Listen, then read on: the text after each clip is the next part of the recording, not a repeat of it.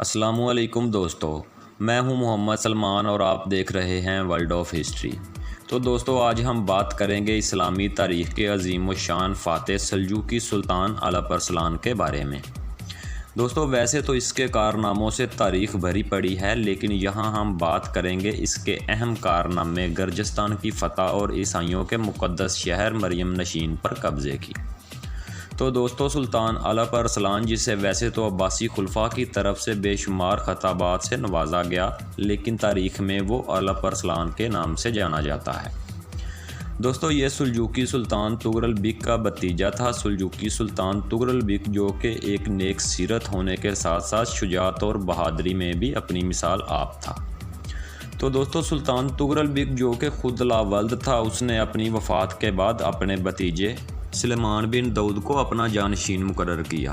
تو دوستو سلطان تغرل بیگ کی وفات کے بعد رمضان 455 ہجری میں سلیمان بن داؤد تخت نشین ہوا۔ تو دوستو جب یہ تخت نشین ہوا تو اس کے چچا زاد بھائی قتلمش نے اس کی جانشینی کو تسلیم کرنے سے انکار کر دیا اور اس کے مقابلے کے لیے اٹھ کھڑا ہوا۔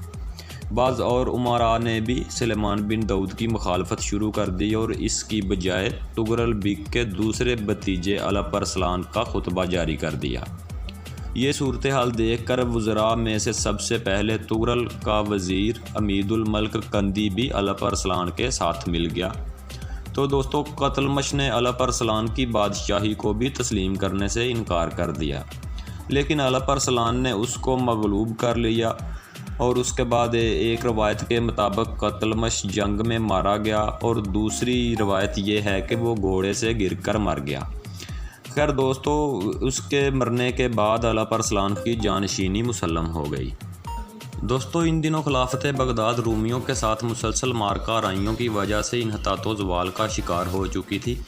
بغداد کے متولی دیالمہ میں اب کسی قسم کے جنگ و جدل کی سکت باقی نہ تھی، لہٰذا دیالمہ نے الپ ارسلان کے ساتھ خط و خطابت کے ذریعے اس کی اطاعت قبول کر لی۔ اب الپ ارسلان بغداد کی طرف سے مطمئن ہو گیا۔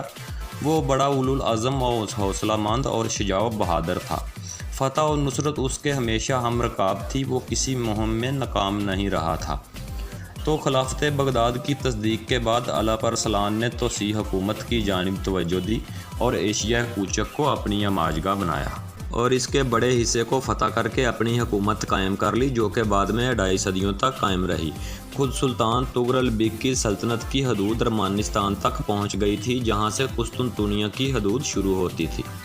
چنانچہ 456 ہجری میں الپ ارسلان نے ایران اور گرجستان کے صوبوں پر فوج کشی کی اور اس کے بڑے بیٹے ملک شاہ اور اس کے وزیر نظام الملک نے رومیوں کے متعدد قلعے فتح کیے اور عیسائیوں کے مقدس شہر مریم نشین کا محاصرہ کر لیا۔ یہ عیسائیوں کا بڑا مقدس شہر تھا، پوری عیسائی دنیا اس کی تعظیم کرتی تھی۔ اس کے گرد سنگین شہر پناہ اور چاروں طرف نہر رواں تھی۔ عیسائیوں نے مدافعت میں پوری قوت صرف کر دی، لیکن سلجوقی شہر پناہ تک پہنچ کر کمند کے ذریعے فصیل پر چڑھ گئے۔ اہل شہر نے، جو کہ مدافعت کرتے کرتے تھک چکے تھے، ہتھیار ڈال دیے اور عیسائیوں کے مقدس شہر مریم نشین پر قبضہ ہو گیا۔ دوستو خود الپ ارسلان دوسری سمت مصروف پیکار تھا، اس لیے مریم نشین کی فتح سے بڑی مسرت ہوئی اور وہ ملک شاہ اور نظام الملک کو واپس بلا کر سپید شہر کی طرف بڑھا اور اسے فتح کر کے آل لال کے قلعہ کا رخ کیا۔ یہ بڑا سنگین اور مستحکم شہر تھا۔ اس کے مشرق و مغرب میں پہاڑ کی قدرتی دیوار تھی اور متعدد مستحکم قلعے تھے۔ دوسری سمت نہر حائل تھی۔ الپ ارسلان نے اس پر پل تعمیر کر کے شہر پر حملہ کیا۔ اہل شہر نے ہر چند مدافعت کی، لیکن روکنے میں کامیاب نہ ہو سکے اور سلجوقیوں نے انہیں شکست دے کر شہر پر قبضہ کر لیا۔ دوستو الپ ارسلان نے آل لال قلعے کی تسخیر کے بعد شہر آنی کا رخ کیا اور راستہ کی عیسائی آبادیوں کو مطیع کرتے ہوئے آنی پہنچا۔ یہ اتنا بڑا شہر تھا کہ اس میں 500 گرجے تھے۔ اس کے 3 طرف دریائے اوس تھا اور چوتھی سمت نہر تھی۔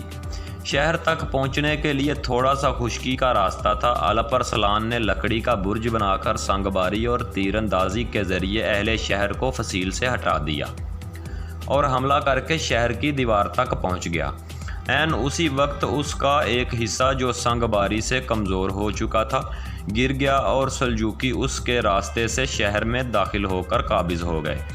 گرجستان کے فرمانروا نے جب دیکھا کہ سلجوقیوں کا روکنا اس کے بس سے باہر ہے تو اس نے جزیہ دے کر صلح کر لی اور الپ ارسلان مفتوحہ علاقوں کی حفاظت کے لیے فوج چھوڑ کر مرو واپس چلا گیا۔ ان فتوحات سے اسلامی دنیا کو دوستوں بڑی شادمانی اور مسرت ہوئی۔ تو دوستوں جلد حاضر ہوں گے ایک نئی ویڈیو کے ساتھ۔ چینل کو سبسکرائب کرنا اور ویڈیو کو لائک کرنا مت بھولیے گا۔ تب تک کے لیے دوستوں اللہ حافظ۔